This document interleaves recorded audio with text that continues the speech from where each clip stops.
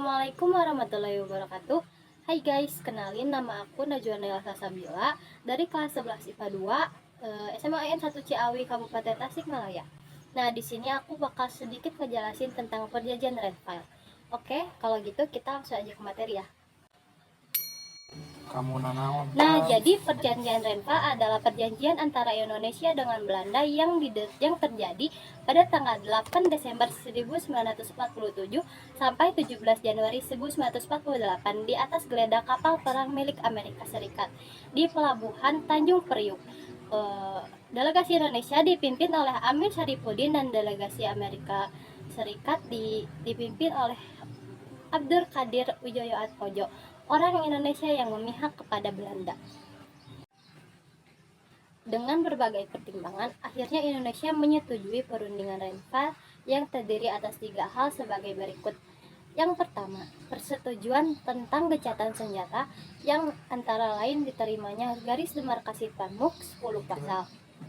Yang kedua, dasar-dasar politik Renville yang berisi tentang kesediaan kedua pihak untuk menyelesaikan pertikaiannya dengan cara damai 12 pasal.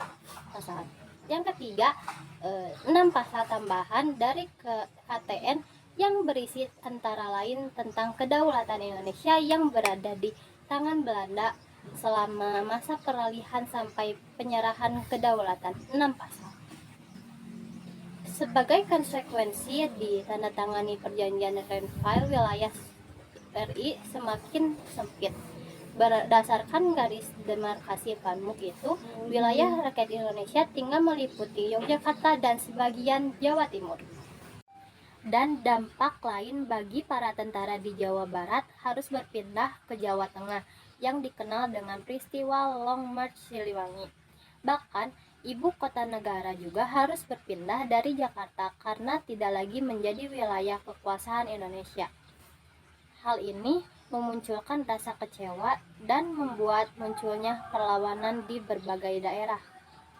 Bahkan, Perdana Menteri Amir Syarifuddin mundur dari jabatannya pada 23 Januari 1948 karena dianggap gagal mempertahankan wilayah kedaulatan Indonesia. Puncaknya, Belanda kembali mengkhianati kesepakatan perjanjian Renville dengan memulai agresi militer Belanda II. Peristiwa ini ditandai dengan pemboman lapangan terbang Maguwo, Yogyakarta pada 18 Desember 1948.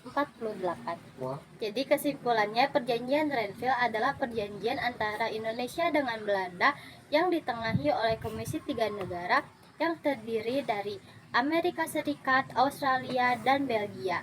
Perjanjian ini diadakan untuk menyelesaikan perselisihan atas perjanjian Linggarjati tahun 1946.